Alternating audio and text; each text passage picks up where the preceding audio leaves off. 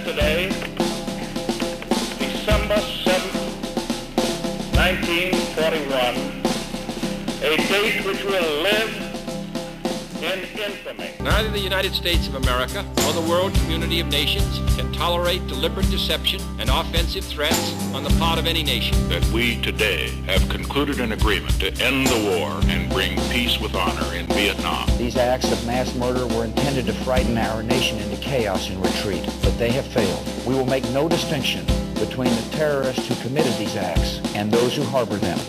Battle Commander, this is the MCC with a possible hijack.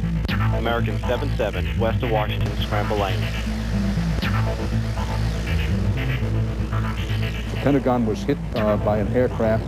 There have been injuries there. If there's been any loss of life, we do not know it. Attention all aircraft monitoring Andrews tower frequencies. Andrews and Class Bravo airspace is closed. No general aviation aircraft are permitted to enter Class Bravo airspace. Any infractions will be shut down. Could you have done that? Well, I mean, if it's a lawful order and authenticated appropriately, it's something you would have had to have done.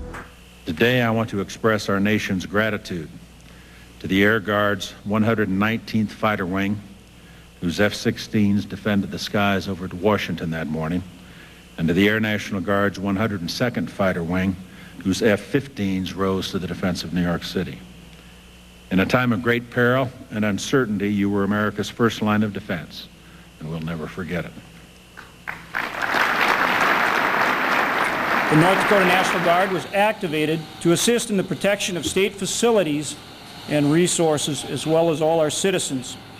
In response to a directive from Washington, the Guard was elevated to its highest stage of alert, THREATCOM Delta.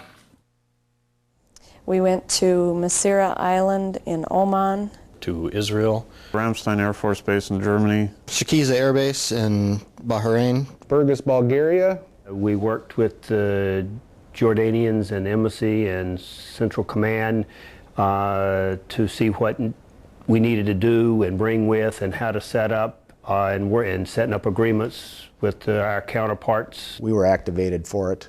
I volunteered. Had about a 3-week notice.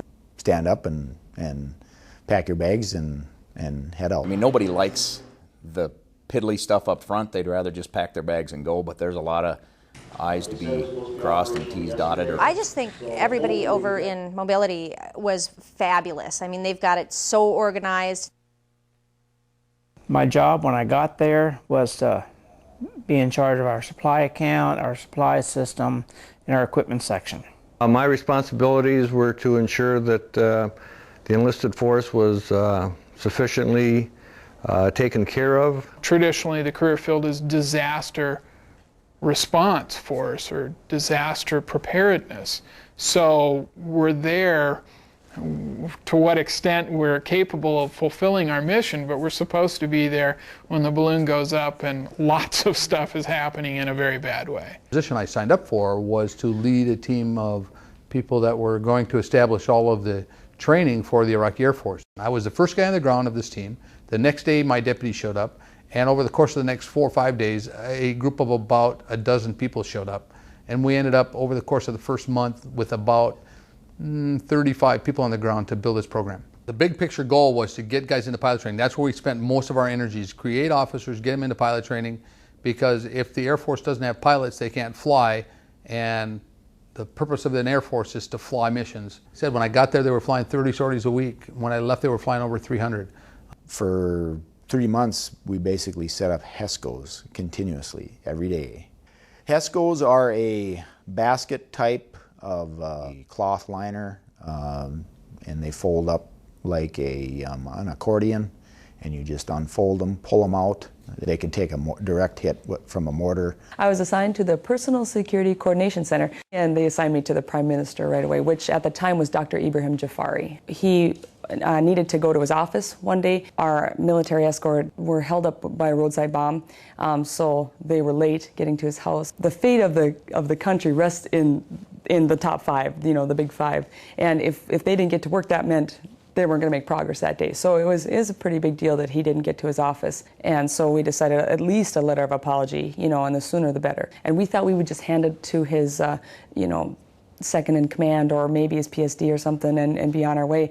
And not much was said, but they led us into his residence. And there is Dr. Ibrahim Jafari with his Chief of Staff, Dr. Tamimi, and it's just me and my boss, Colonel David Teal. He accepted our apology and asked if we could stay for dinner. And Dr. Jafari, he spoke such excellent English, went on to describe how proud he is of our country.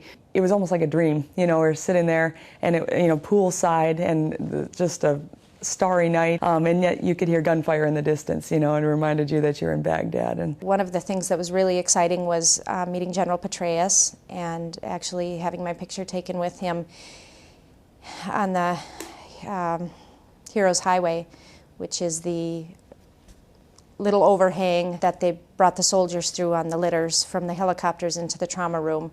They had an American flag in it that was lit up at night so that they would know they were safe. I was a shop superintendent for the heavy equipment shop. We had 7 guys in the shop. When we got there, I think there were 6 work orders in our box, and within a week there were 28.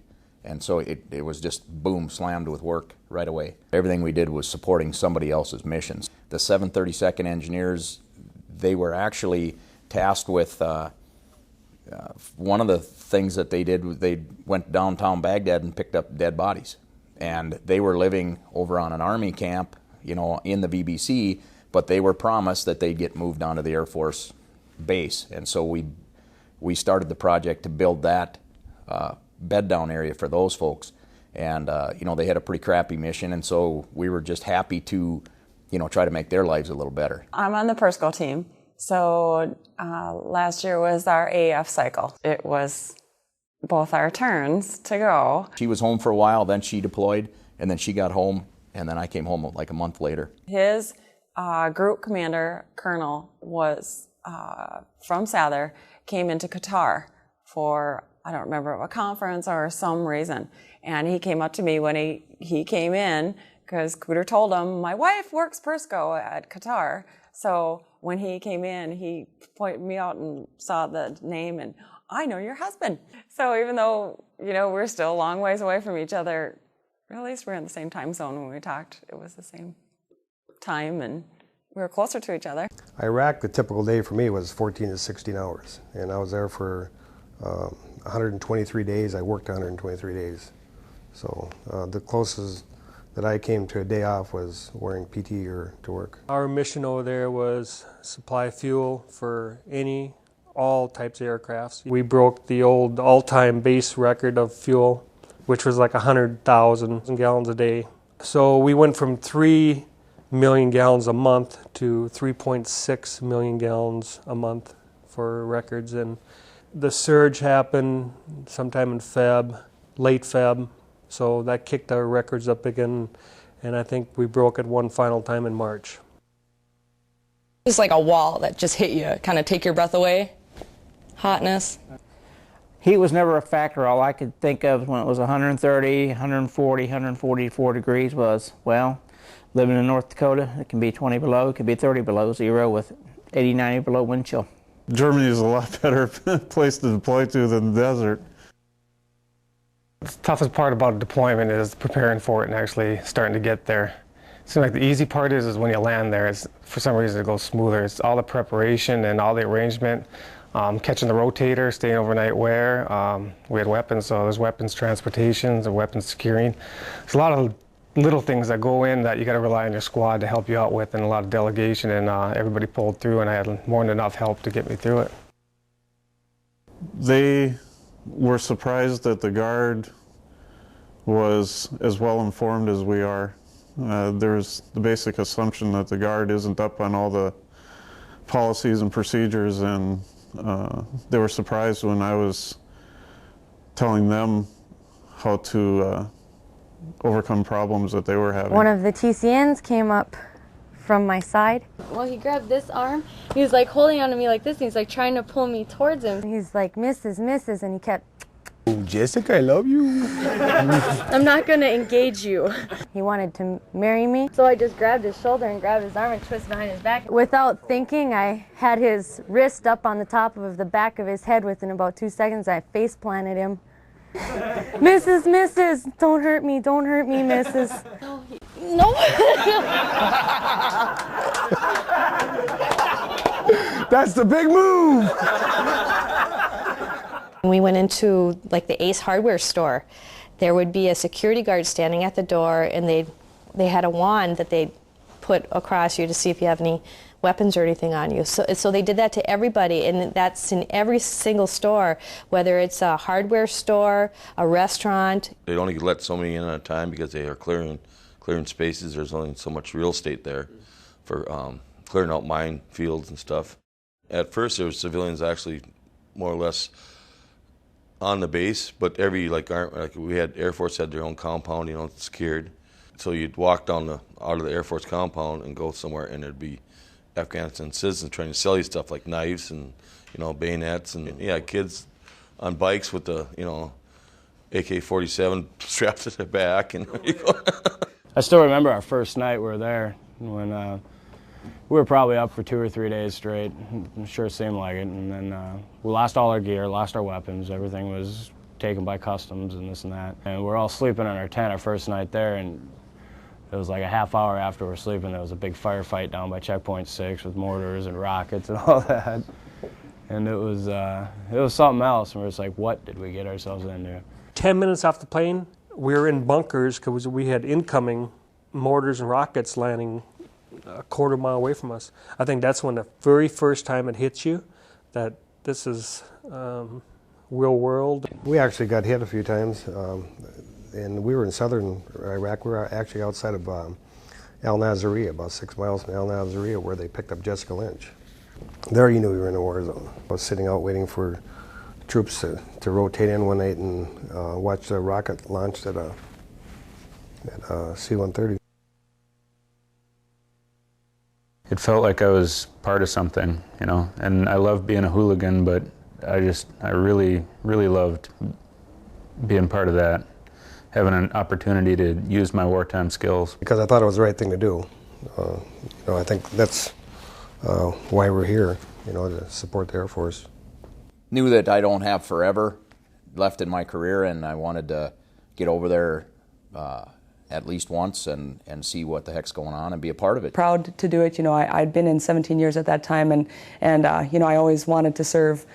Just was really surprised that it was going to be in this capacity.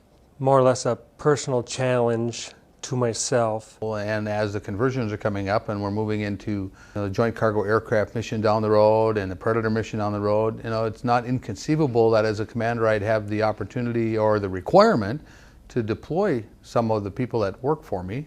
And in order to do that, I wanted to have been there, done that, so to speak. We train our entire careers to practice in a combat setting, and there I was, actually in a tent hospital. Our base took fire. We saw helicopters dropping off the wounded all day long. And seeing these 18, 19-year-olds working in that environment and seeing the casualties of a war. Somewhere during that tour, you're thinking, man, I was back home again.